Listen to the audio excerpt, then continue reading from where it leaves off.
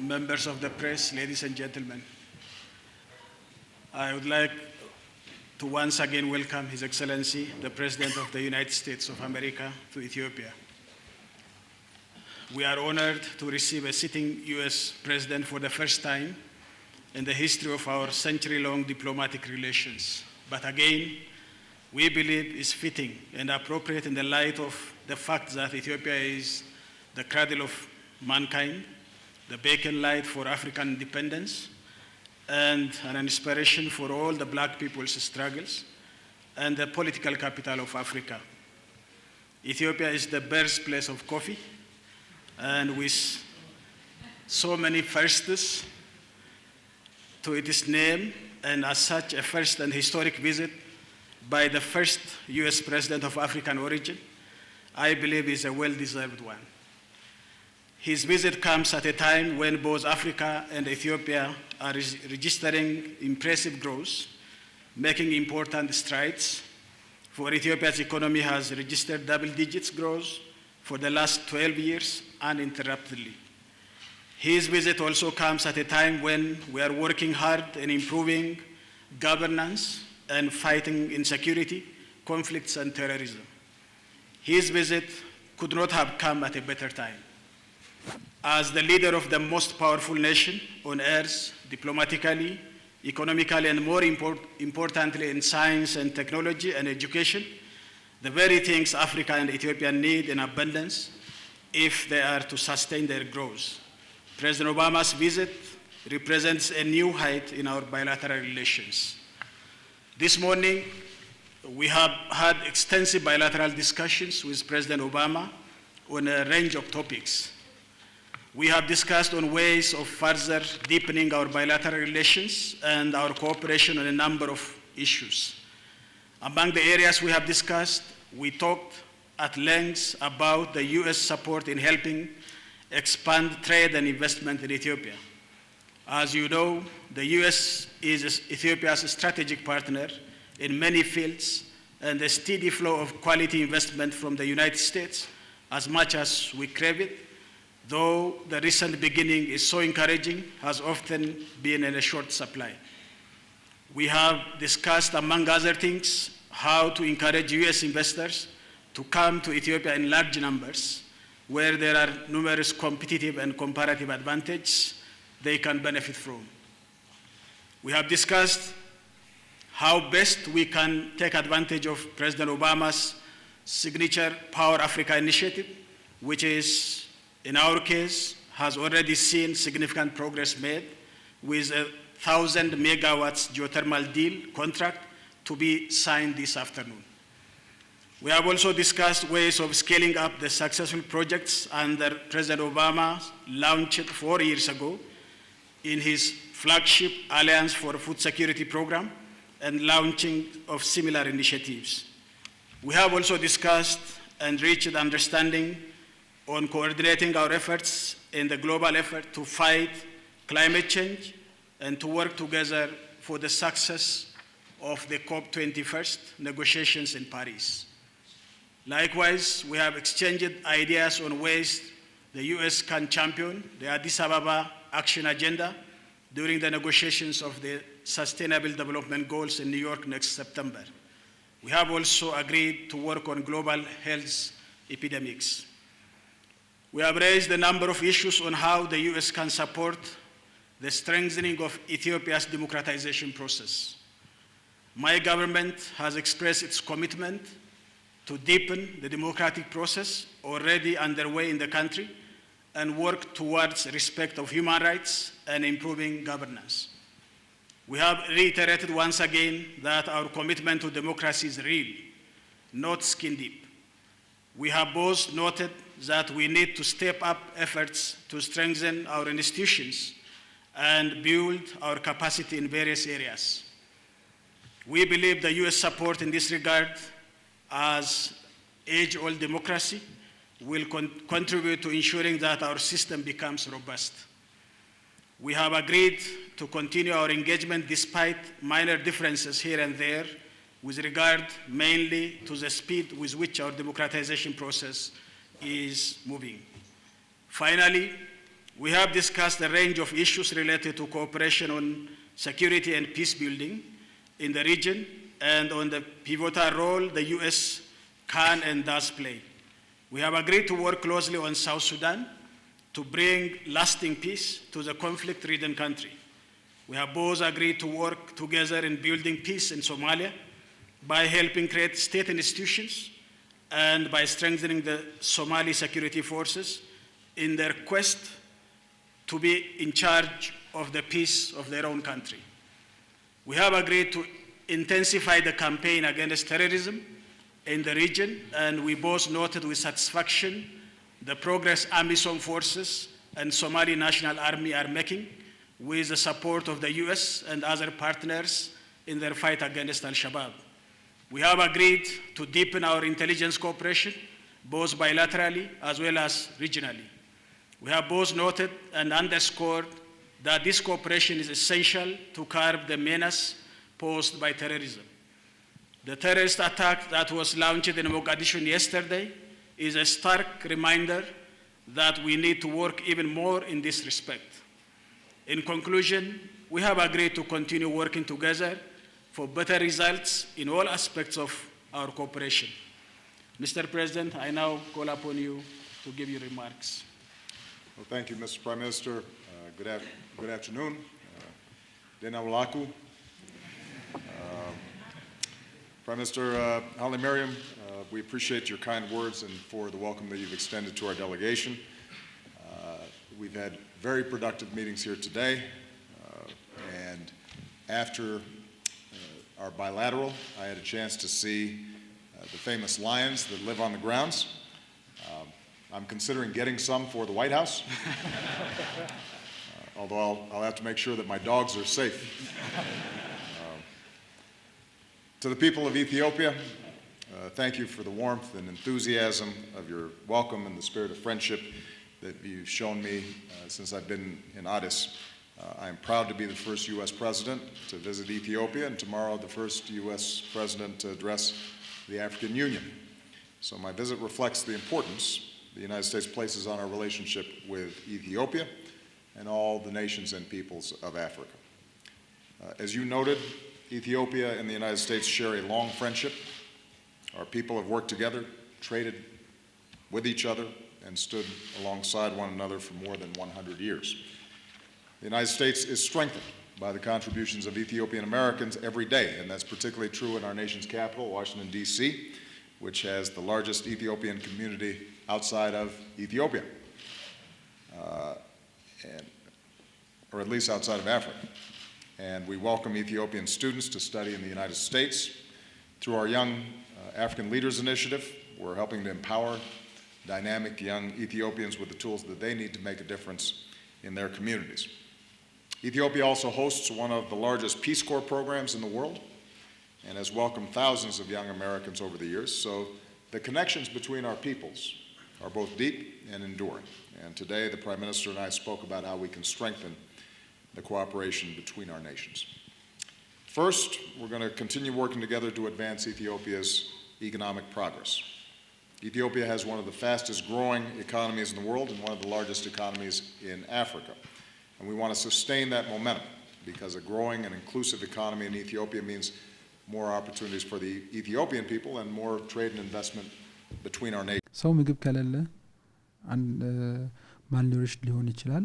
ሌላው ደግሞ በተለይ an American market, and this will help the government meet its ambitious goal of significantly increasing access to electricity across Ethiopia and help open the market to developing Ethiopia's other vast renewable energy sources.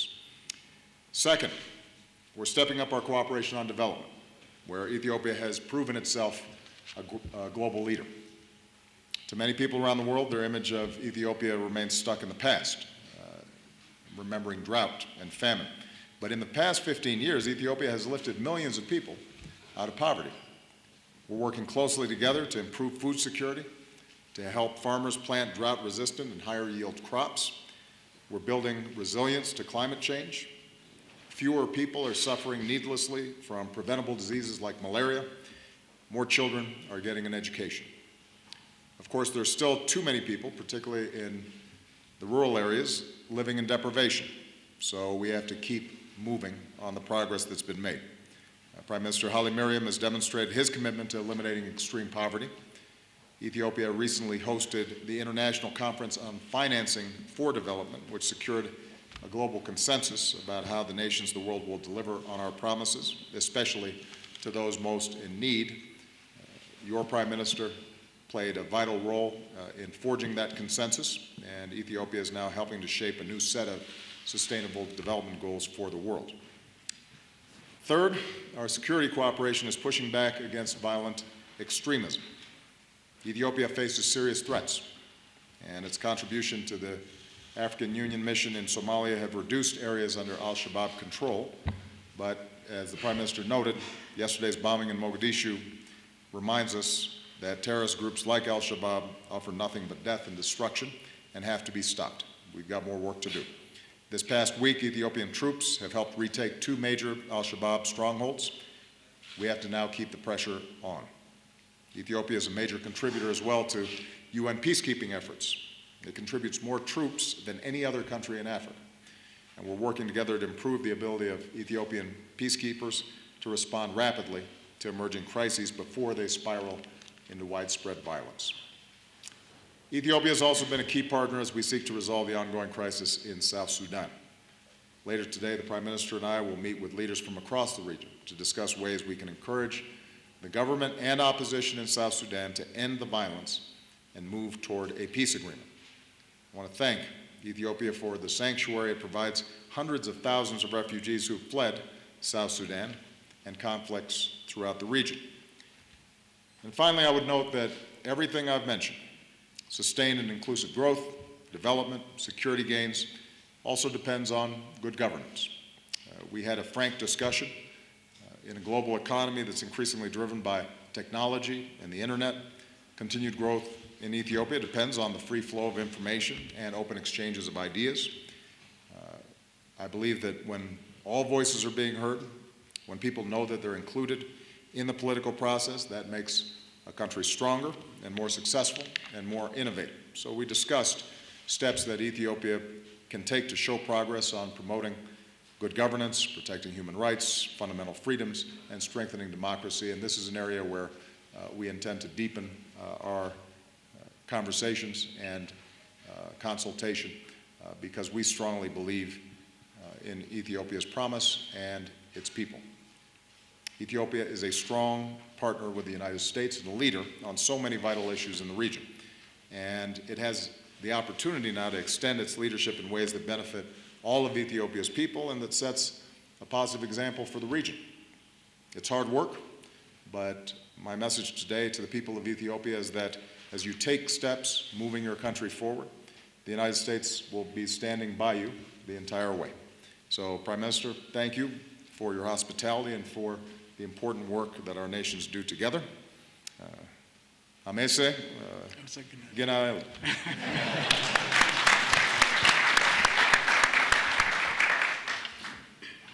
Now we do have some time for questions. Okay, first from Ethiopia, local journalists.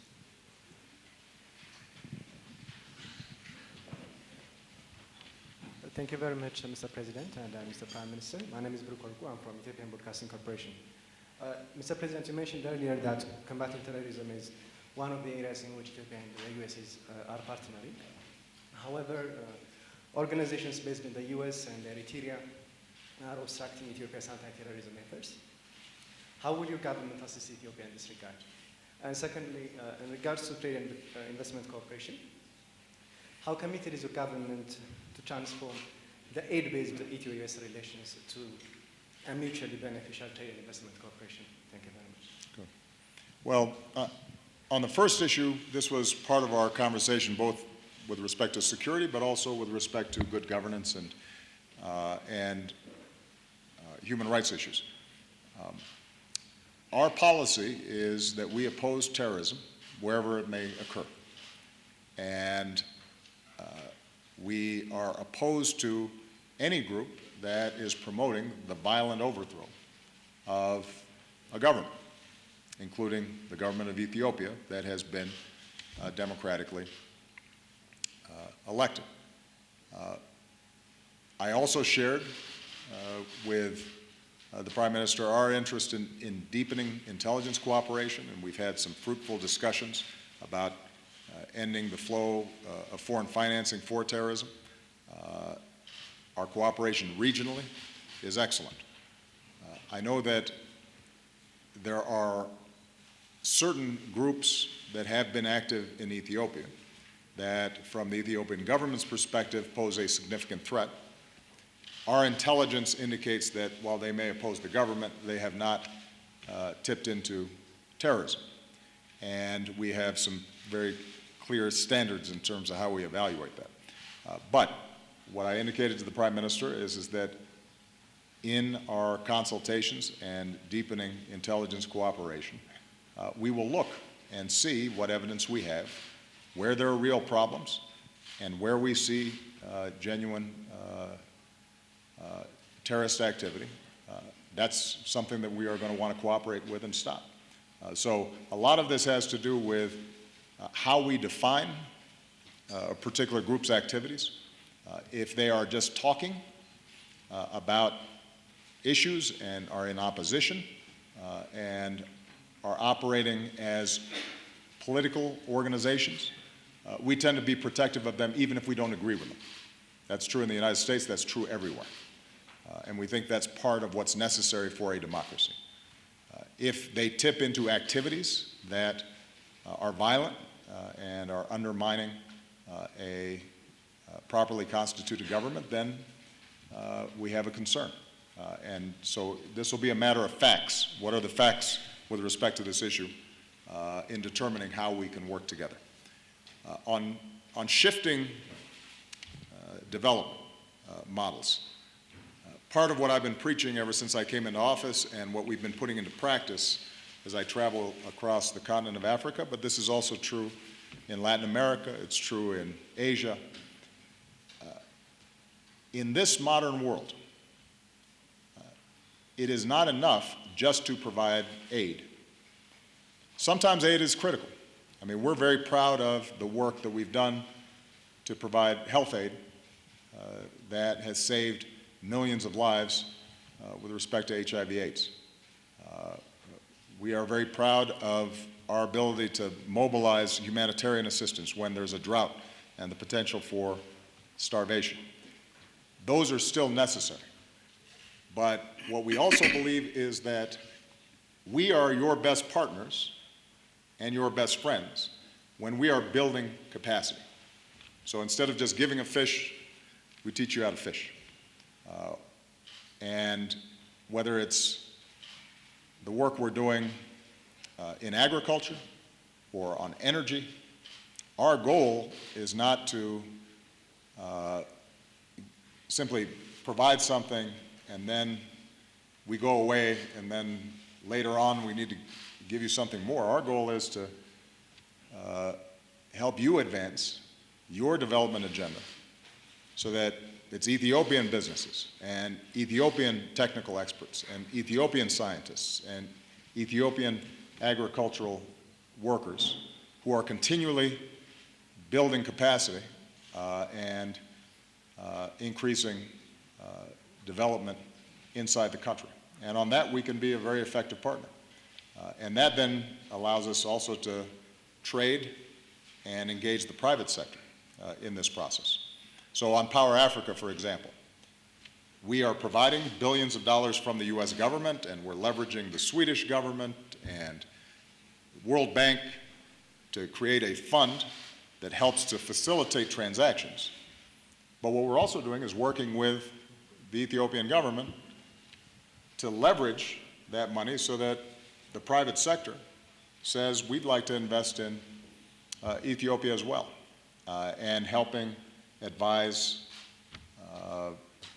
the Ethiopian Energy Ministry and technical experts on what may be the best models for reaching rural areas, for example, which may not always involve big power plants, but might involve off-grid, smaller models of development that are sustainable and are not dependent on constant financial flows from the West, but instead build up local capacity and are best suited for the particular environment where electricity is needed. So that, I think, is going to be true in health, energy, agriculture. The more that Ethiopians are able to grow rapidly on their own, then our relationship becomes one of mutual interest, mutual respect, and Ethiopia then becomes a leader, and it can then help other countries that are not as advanced on the development scales. And then we can partner with you to help Somalia as it's rebuilding after decades of failed governance. Our next question will come from Kevin Cork with Fox News. Thank you, Mr. President. I'd like to ask you about balance. And you often speak about the importance of rewarding good governance.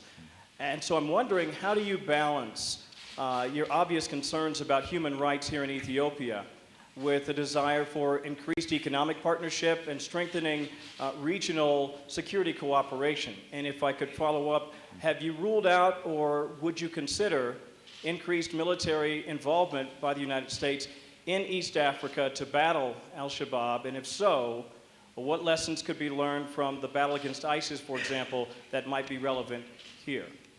And Mr. Prime Minister, thank you for your great hospitality in your beautiful country. I'd like to ask you about perception.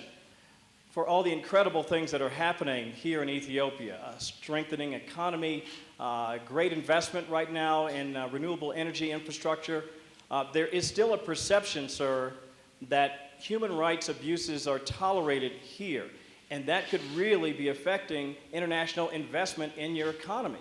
Are you concerned about that? If so, how concerned, and what might you be doing, sir, to change that perception? Thank you. Well, as I said in my opening remarks, this was a significant topic of conversation. We are very mindful of Ethiopia's history, the hardships that this country has gone through.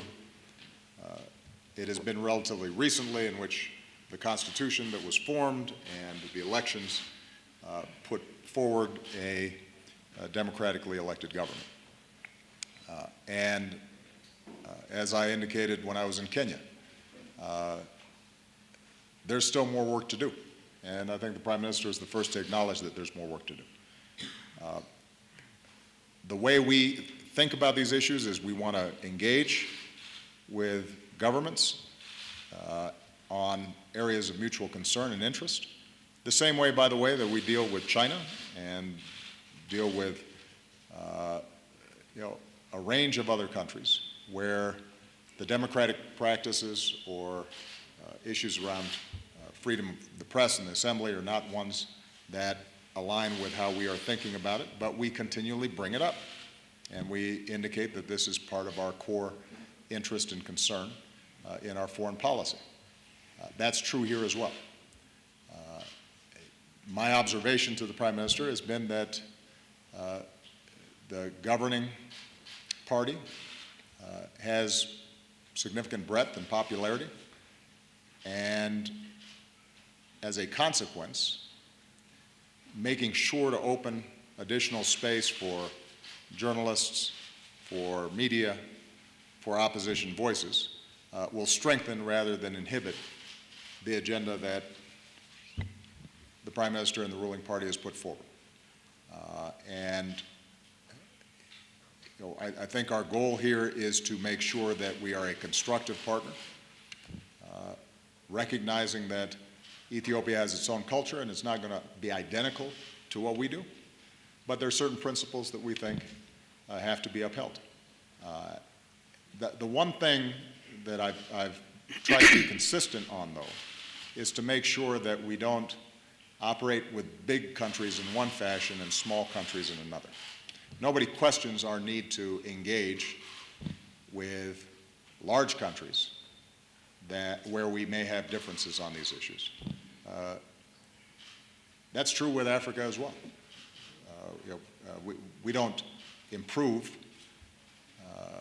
cooperation and advance the very interests that you talk about by staying away. So we have to be in a conversation, and I think Prime Minister will indicate that I don't bite my tongue too much when it comes to these issues, but I do so from a position of respect and regard for the Ethiopian people and recognizing their history and the challenges that they continue to face. With respect to our military assistance, keep in mind that we have been active in the fight against al-Shabaab for a long time now.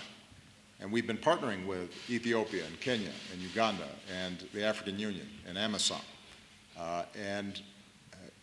That's something that I think those other countries would agree has been a very effective partnership. Part of the reason that we've seen the shrinkage of al-Shabaab's activities in East Africa is because we have our military teams in consultation with regional forces and local forces. And there are certain capacities that we have that some of these militaries may not. And I think there's been complementarity in the work that we've done together. So we don't need to send our own Marines, for example, in to do the fighting. The Ethiopians are tough fighters, and the Kenyans and the Ugandans have been serious about putting troops on the ground at significant sacrifice because they recognize the importance of stabilizing the region. That's why in the past I've said, for example, that the work that we're doing in Somalia is a model. Some in the press have noted that al-Shabaab's still here, and they say, well, how can that be a model? You still have bombs going on. The point that I was making at that time is not that defeating any of these terrorist networks is easy or that the problems in Somalia are completely solved. The point I was making was that a model in which we are partnering with other countries and they are providing outstanding troops on the ground. We're working with, in this case, the Somali government, which is still very much in its infancy, to develop its national security capacity. So that we're doing things that we can do uniquely, but does not require us putting boots on the ground. That's the model that we're talking about. And Ethiopia is an outstanding partner in that process. They have one of the most effective militaries on the continent. And as I noted in my earlier remarks, they are also one of the biggest contributors to peacekeeping. And so they're averting a lot of bloodshed and a lot of conflict because of the effectiveness of their military, and we want to make sure that we're supporting that. Yeah, we fully understand that the perception and the reality does not, in many cases, match as far as Ethiopia is concerned. Therefore, we want to work on this issue. It's our concern. But something has to be understood, that this is a fledgling democracy. And we are coming out of centuries of undemocratic practices and culture in this country. And it's not easy within a few decades, in our case only 2 decades of democratization, that we can get rid of all these attitudinal problems and some challenges we face. But we feel that we are on the right track, and there is a constitutional democracy which we all are obliged to observe for the sake of our own people and prosperity. So I think this is a way that we have to work on. That's why I said in my speech that we have to learn the best practices of United States and age-old democracies, because this is a process of learning and doing, and I think we fully understand that. And of course, we also know our limitations, and we have to work on our limitations to make ultimately to the betterment of our own people. So I think that is a concern that we have to work on. Second question, Ethiopia. Thank you. I'm Samina Bai from ABC Radio 104.7, and my question for you, Prime Minister mariam Desalegn, is what do you expect from the United States and the rest of the international community in terms of supporting the peace and security efforts in the Horn of Africa, as well as how successful was your bilateral discussion with President Obama, specifically in regards to economic ties? And President Obama, my question for you is, what are your thoughts specifically on the IGAD plus peacekeeping efforts in South Sudan?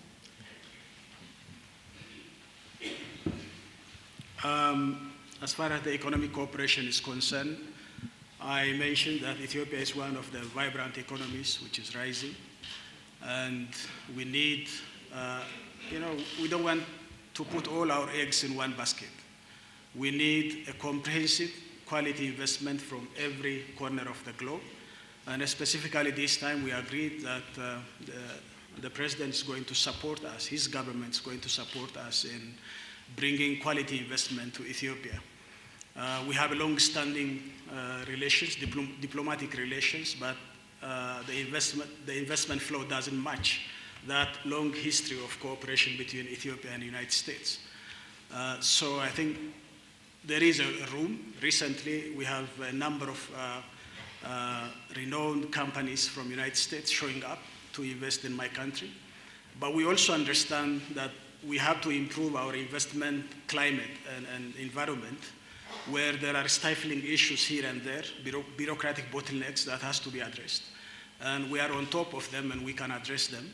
I think by doing so, we can attract more foreign direct investment from the United States.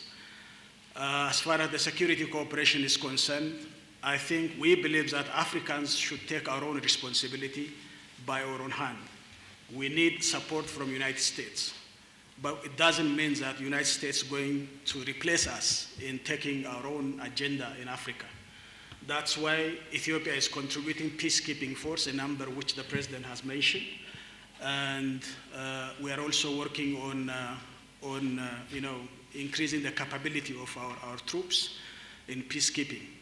But the most important thing is we have to engage the people of Africa and the respective countries to make peace and the governance system that helps the people to engage. So I think we are on the right track, and we can make changes in Somalia, and I am hopeful also in South Sudan. And I think in many cases this shouldn't mar the picture of Africa, where in large Africa is now rising, and Africa is showing, becoming a next frontier for economic development and cooperation. So I think we are on the right track in this cooperation. IGAD has been a vital partner to the international community in leading discussions between Mr. Kiir, Mr. Machar, government opposition figures in South Sudan. Unfortunately, the situation continues to deteriorate. That's not because IGAD has not tried hard enough. I know that between Prime Minister Haile Mariam and the other partners in IGAD, there has been a lot of time and a lot of effort to push the parties together. Nevertheless, the situation is deteriorating. The humanitarian situation is worsening. The possibilities of renewed conflict in a region that has been torn by conflict for so long and has resulted in so many deaths is something that requires urgent attention from all of us, including the international community. That's why after this press conference, we'll be consulting with the leaders from the other countries who've been involved in IGAD to see how the United States, IGAD, and the international community can work to bring a peace agreement and a structure to fruition sometime in the next several weeks. We don't have a lot of time to wait. The conditions on the ground are getting much, much worse. And part of my interest in calling together this meeting was to find out how we can help.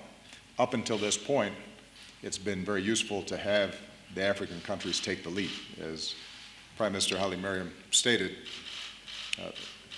the more that Africans are solving African problems, the better off we're going to be.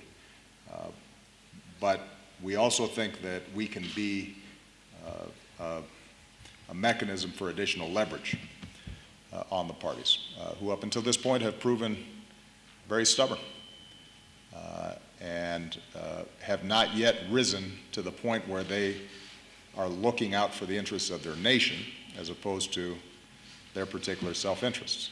And that transition has to take place, and it has to take place now. The final question will come from Darlene Superville with the Associated Press.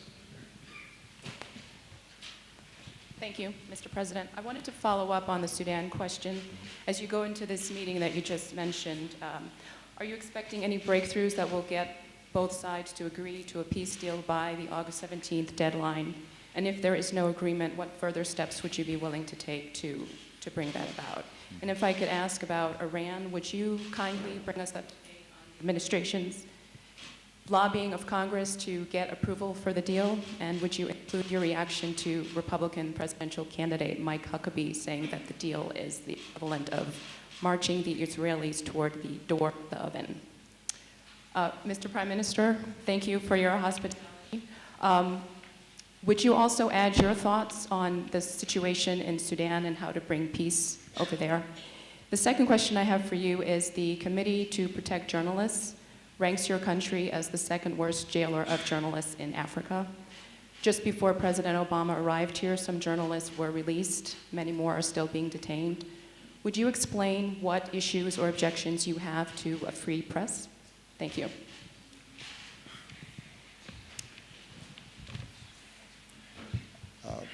On South Sudan, the goal here is to make sure that the United States and IGAD are aligned on a strategy going into this endgame on peace talks.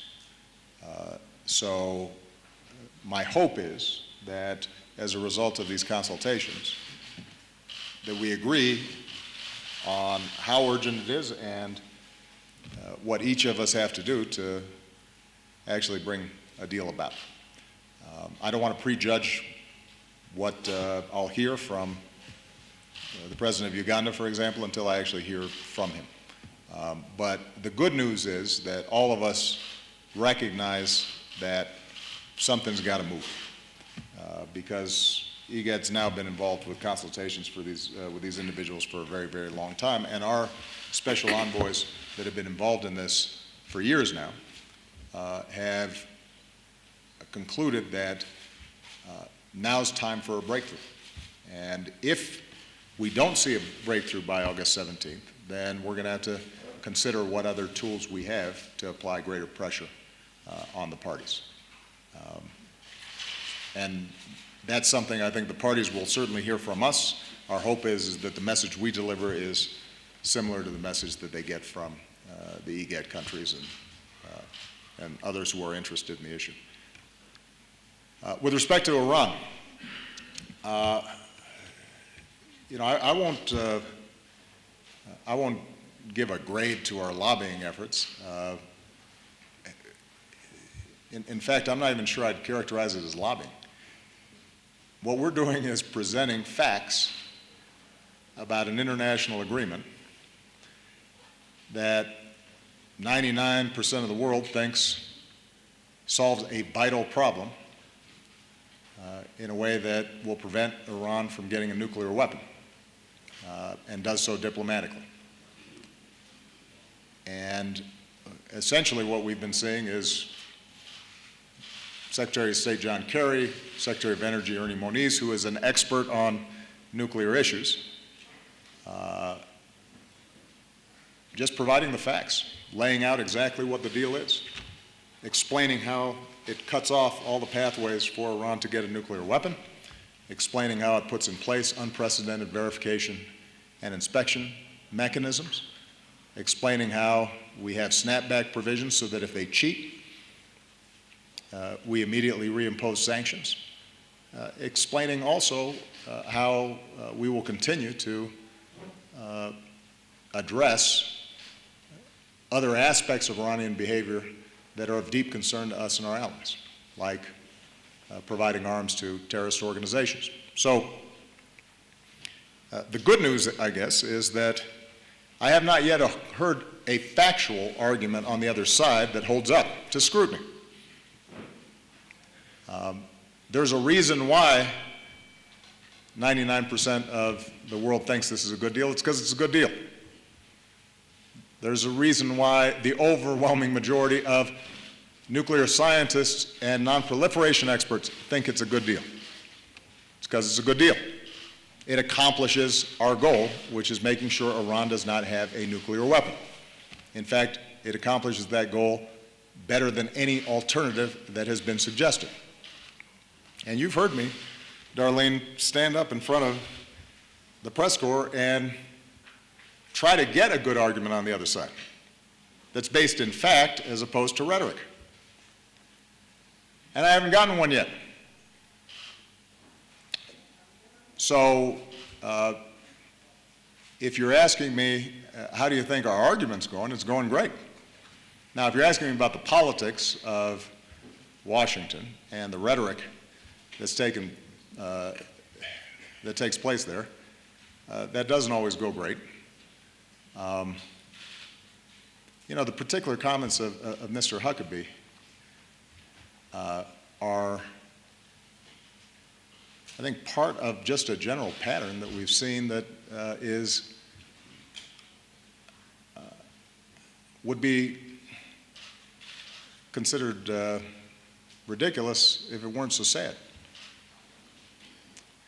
I mean, we've had a sitting senator called John Kerry Pontius Pilate. We've had a sitting senator who also happens to be running for president suggest that I'm the leading state sponsor of terrorism. These are leaders in the Republican Party. And you know, part of what historically has made America great is, particularly when it comes to foreign policy, there's been a recognition that these issues are too serious, that issues of war and peace are of such grave concern and consequence that we don't play fast and loose that way. We have robust debates. We look at the facts. There are going to be disagreements. But we just don't fling out ad hominem attacks like that because it doesn't help inform the American people.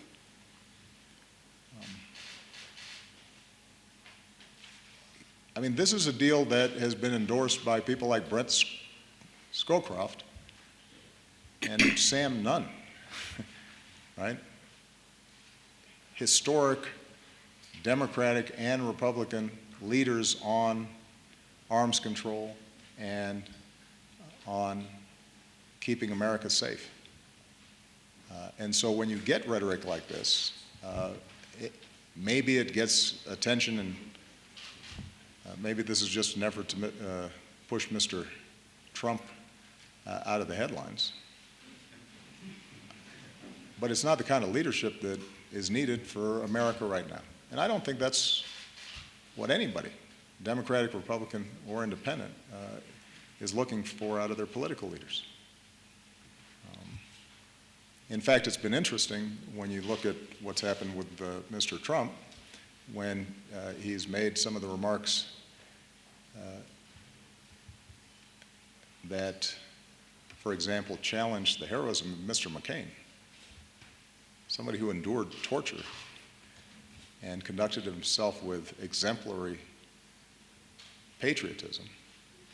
The Republican Party is shocked, and yet that arises out of a culture where those kinds of outrageous attacks have become far too commonplace and get circulated nonstop through the internet and talk radio and news outlets. And I recognize when outrageous statements like that are made about me, that a lot of the same people who were outraged when they're made about Mr. McCain were pretty quiet. The point is, we're creating a culture that is not conducive to good policy or good politics. The American people deserve better. Certainly presidential debates deserve better. In 18 months, I'm turning over the keys. I want to make sure I'm turning over the keys to somebody who is serious about the serious problems that the country faces and the world faces. And that requires, on both sides, Democrat and Republican, a sense of seriousness and decorum and honesty. And I think that's what the voters expect as well. As regards to South Sudan, I cannot agree more with the President. But we should also recognize that this process has taken a long negotiation period. On the other hand, the people are suffering on the ground, and we cannot let this go unchecked. And I think the meeting which we are making this afternoon has a strong signal and message that has to be passed to the parties in South Sudan to see that their people is first. So I think this is very much essential, and I fully recognize what the President has said, and we'll see how it happens. As far as Ethiopia is concerned, we need journalists. We need more of them and quality of them, because we have not only bad stories to be told, but we have many success stories that has to be told. And so we need you.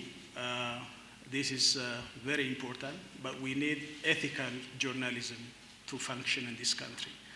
As there is limitation capacity in all aspects of our works, there is also capacity limitations in journalism and that way. Maybe those of you who are in developed nations, you can help our journalists, domestic journalists, to increase their capacity to work on an ethical manner. But the only thing, as a leader of this nation, we do not want to see is journalism has to be respected when it doesn't, pass the line that working with violent terrorist groups is not allowed, even in the United States. And we need a civilized journalism as a culture and as a profession. So I think my government is committed to see to this issue, that we need many young journalists to come up and help this country to understand what's going on. And for us, it's very important to be criticized, because we also get feedback to correct our mistakes and limitations. So we need journalists, and I think this is our view. And rest assured that we'll continue to do so, because media is one of the institutions that has to be nurtured for democratic discourse. And so that's why we agreed that institutional capacity building in all aspects of democratizing this country is essential. Thank you very much.